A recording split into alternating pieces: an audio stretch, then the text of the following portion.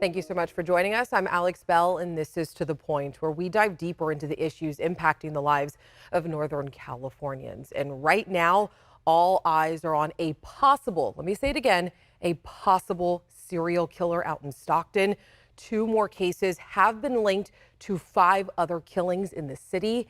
The first deadly attack is now believed to have happened last April over in Oakland. Then 6 days later, the killer is believed to have shot a woman living in a tent in Stockton. And she did survive. We will hear more about her in just a minute. But first, we want to share this video right here. Take a look if you haven't seen it yet. You might have seen it in our 5 and 6 o'clock newscasts. This is new video from Stockton police appearing to show what they are calling a person of interest in these killings. Now, Stockton Police Chief Stanley McFadden noted that this person, they have an uneven stride. Take a look at the video. They seem to be walking upright, but take a look at that uneven stride. And this is where all of the confirmed deadly shootings in Stockton have happened. You can see 5 of the victims' names on your screen right now. All were men between the ages of 21 and 54. All were shot and killed while alone in the middle of the night. Now, 4 of the men were Hispanic and 1 of them was white. Now, many people have been reaching out asking if those experiencing homeless are being targeted. And what we know right now is that 2 of the victims that were killed, yes, they were homeless. But the woman that also survived, she was also experiencing homelessness. And right now, Luke Cleary is live in Stockton tonight with more on what that woman experienced and what she is now saying about the person of interest in these serial killings. Luke. Alex, Stockton police painted a pretty terrifying picture of what this homeless woman must have experienced outside of her tent on Park and Union Streets. She was shot and survived. That's over on the east side of Stockton. We're going to show you some images of that area right now. So the 46-year-old woman, according to police, saw someone outside her tent and then came face to face with that person pointing a gun at her. That person firing multiple shots. Now, she advanced at that person to try to defend herself, and while she was shot, she did live to describe that person to the police. She described that person between 5'10" and 6 foot, wearing all dark clothing, wearing a dark COVID-style mask that was concealing his face, and wearing a dark jacket as well. I should say there's no words mentioned at all. And no words exchanged. Again, Stockton police releasing this video showing a person of interest. They say ballistics evidence is what ties all the cases together. These 7 cases spanning 18 months committed by a person or persons. The community coming together, though, right now to offer a $125,000 reward for any information that leads to an arrest. Alex. All right, Luke, thank you so much. We appreciate it. And at that news conference with Stockton's police chief, Stockton Mayor Kevin Lincoln stressed that the city is going to get through this string of killings together.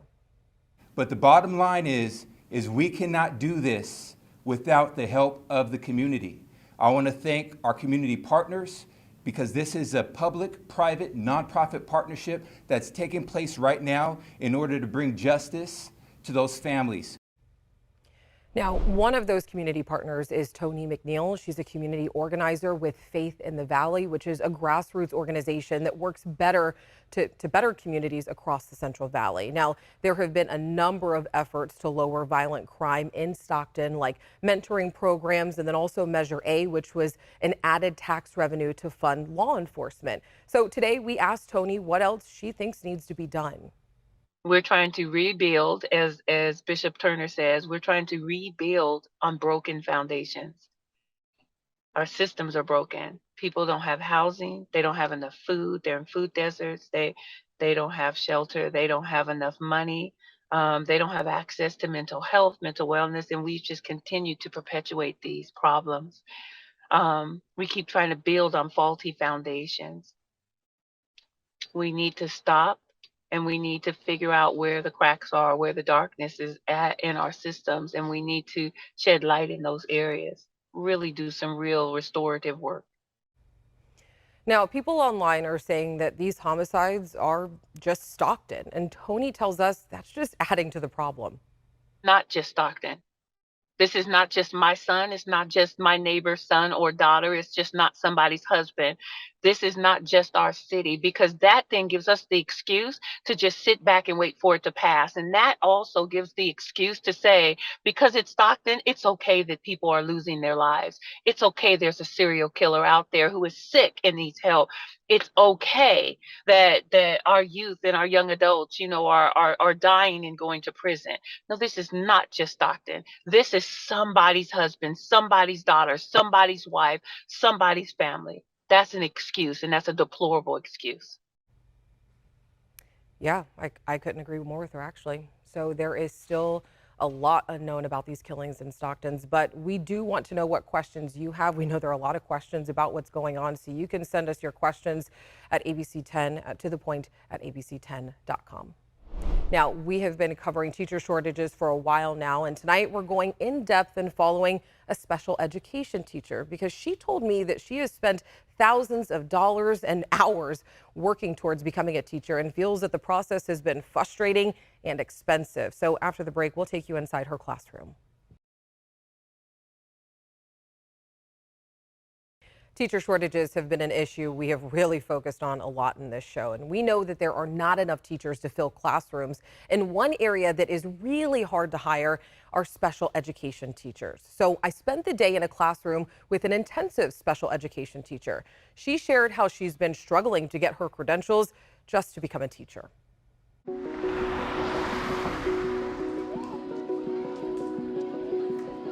I've always wanted to be a teacher. I feel like this field and special education is just in my blood. 50% of my class is nonverbal, but I feel like the conversations we have day in and day out just warm my heart.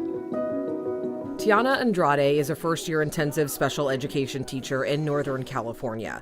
Her time spent in the classroom with her students is just a minor part of her credentialing journey. I have dyslexia, and I struggled throughout my whole life with education and just learning and reading and things that comes with dyslexia. I feel like since I can relate to my students, I come from more of a personal place to make them a better person. Tiana was a student here. She will probably tell you that she did not do well on tests, but she was a fine student. Learning didn't come easy for her. Tests didn't come easy for her. One of her counselors even told me college isn't for everybody. And I just looked at her and I said, I've raised my children to think that they can do whatever they want to do as long as they put their mind to it. Despite your learning disabilities, you want to follow your dream, you follow your dream. Figure out how to make it happen and you can make it happen. In California, prospective teaching students must pass a series of state exams. These exams are similar to other tests that students have to take, like the MCAT for medical school or the bar exam for law school. Typically, students are required to pass the exams before being accepted into a credentialing program. But in Tiana's case, she says that she was accepted into her program without taking the required state exams. Troy Flint with the California School Board Association says this is an example of the state's severe teacher shortages. Right now, about a third of the people who are entering the profession in California have what are called substandard credentials. Doesn't mean that they won't be good teachers, but it just means they haven't completed all the certification that would normally be required to enter the classroom. But because beggars can't be choosers, districts can't hold out for those who have the full credential. And so they have to hire people who are still completing that work. For people like Tiana, they must go back and finish those state exams before they can become a fully credentialed teacher. Tiana already has her bachelor and master's degree, was a student teacher, and has taught her own class for a year. But as required by the state, she still needs to finish her exams. Exams that experts like Troy Flint say largely cover material that is unrelated to special education teachers' daily job. The exams don't account for any of the practical or tangible skills required for their teaching role. I think a lot of people are familiar with the discussion around the ACT and the SAT and whether they're culturally biased and whether they should be used as a key component of admission for undergraduate education. There's a similar conversation going on in teaching about whether some of the standardized test exams need to be used or whether they're creating a barrier that is keeping people from entering the profession. Special education is definitely a shortage area where you want quality candidates. For example, we have a quality candidate. She's proven herself in the classroom. She has good relationships with staff, with students, with families. and yet there are roadblocks that are being set up that aren't created by a school district. Here in this district, we have 3 different types of special day classes, and there's the intensive needs, the moderate needs, and the mild needs classrooms, and Tiana's is an example of one of our intensive needs classrooms. We have classrooms that are not as fully staffed as we would like them to be within the district and kind of what the standards are. Special education is one of the most difficult areas to staff because it requires such a specialized skill set and a lot of emotional intelligence in addition to the specific training that's needed to succeed. Something that districts are trying to do is to develop people from different paraprofessional or support roles who have an understanding of what's needed and get them transitioning to credentials so they can help out in special education. Following directions, you did it all. Yeah, you did your work. Yeah. The California Commission on Teacher Credentialing says all teachers in the state must complete a series of standardized exams. All teaching credentials in California are obtained through a 2-level process, beginning with the preliminary credential and resulting in the clear credential. School districts may also look for other related qualifications and experience. I would love to see a special ed test. They throw the special educators in the same category as, multiple subject. Even in a 6th, 7th, 8th grade special ed class, I'm never going to teach geometry. In here, I teach kids life skills. How long are we going to put it on for today? 2 or 3 minutes? 2 minutes? Okay. Some days there's kids in here that they have such a long weekend or a tiring weekend and they just take a nap. But it's like they're safe, they're happy, and I'm nurturing them. Another place for parents to feel like they're taken care of from 8 to 3. Good job! It's been months for us to teach this kiddo how to wash his hands, but he's getting there slowly. We're still not perfect. We still have soap on our hands sometimes, but just being able to be like, oh my gosh, he washed his hands all by himself is so rewarding at the end. Flint says there are many people in Tiana's situation, and she is just one example of how testing is poorly aligned to what is required in her classroom. Trying to pass those generalized tests also come with an added cost. The California Commission on Teacher Credentialing shared these numbers with us for the most basic required tests. Between testing, additional fees, and tutoring, Tiana says that she's spent a couple $1,000s. I'm so grateful that I had that family to back me up, because I don't think I could have done it. I'm a single mom and I raised 4 children on my own. It's been very, very difficult, and I still have a ton of student loans to pay off for them. Miss Tiana, I like Miss Tiana. Coming up after the break, we meet one of Tiana's students. If you're just joining us tonight, we met a special education teacher who has really been struggling to get her credentials. She says that she's spent thousands of dollars and countless hours working towards it and feels that the process has been frustrating and expensive. But the one thing that keeps her going is, as you can imagine, her students. I like Miss Tiana. Keegan Jones. He's just recently turned 13. He's a student here and he is in the 7th grade. He is special needs. He has tubular sclerosis and he's nonverbal. He is growing up and becoming a young man. Lizard. What's lizard? That's Lizard. This is his own sign language he uses with us. We are really lucky because we have Tiana now, who's done an incredible job. And she's really good at including the kids with the mainstream kids also, and bring them in different classes and participate. And it's an excellent program. Hi, Keegan. Days when Tiana is not here, if she has meetings, they notice. Yes. Hi, buddy. She's handled the kids amazing. She's great with her staff. She keeps us very well informed. She's so organized. Josh, did you get a yogurt pretzel from Keegan? Oh, is it alive still? Whoa! I feel happy. I feel happy. Show him your smile. He's done really well, and her curriculum is so varied and so spot on that he has a chance to explore all these different areas, whether it's music, and he's played the cello a couple times now, or the bugs, or the reading, and the talker he uses to communicate with. It's just really a great program for him, and he's really thriving at this point. She's very caring and passionate what she does, and I feel like teachers or anyone that works with kids should do it for the kids, and that's exactly what she does. Low 5. It just seems very interesting to me in areas where we have shortages, we're setting up more roadblocks instead of avenues of access. It's disappointing. It's disappointing, and I feel for her. She has, we have all shed so many tears with her, for her and with her. Sorry. If that prevents her from getting her credential, it's going to be a crying shame. Thank you. She's doing this for this child now who's going to be an adult someday, and they can carry that through their whole life. And when I look at some of the changes that she's made with certain individuals in just 1 year, it's amazing. It'd be very sad if she wasn't able to do this anymore. I was in this classroom as a student, and now I'm the teacher. And it's full circle 13 years later. I want to stay because it's a passionate work. It's not just like, oh, because I make a lot of money. Teachers make nothing. I know that for a fact. I'm not the only one out there that's struggling. This field is in such a high need, and there's people out there wanting to do this job. They just make it so hard to get there.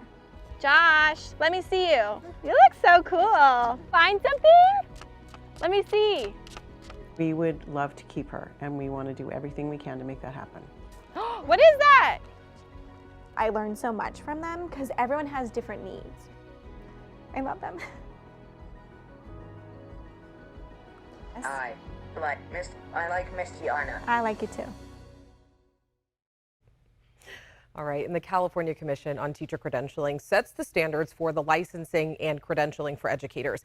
They acknowledge that the process to get credentialed can be frustrating and confusing, largely because there are just so many pathways to become a teacher. And people are coming into the profession at different times of their lives. So not to mention that, but each school district operates differently too. And COVID has just added even more challenges. So I sat down with David DeGear. He's the director of the Professional Services Division at the CTC to get more insight on the impacts that COVID has had on getting teachers into the classrooms.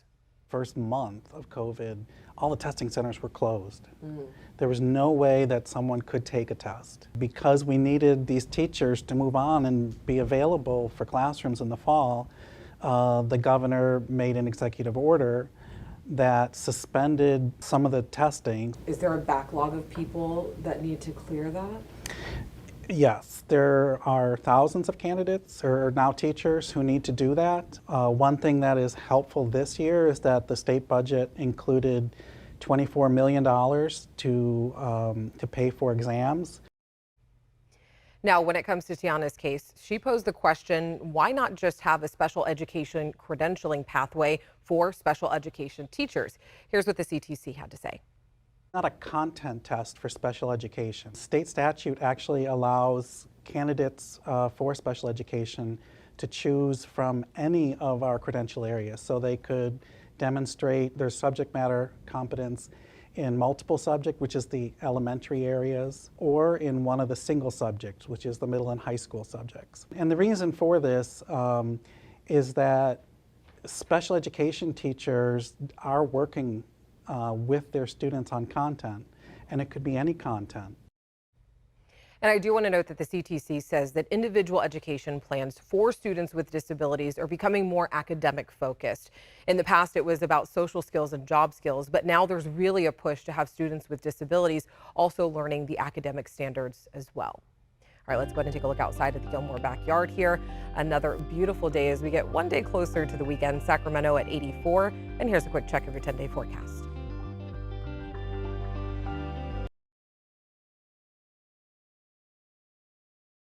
I know we covered a lot of ground, so if you do have questions, make sure you reach out to me and the team at tothepoint@abc10.com. I'll see you tomorrow.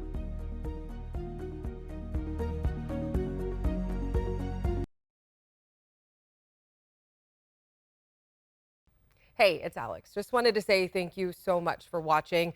I really love hearing from everyone, and I hope that you'll stay in touch.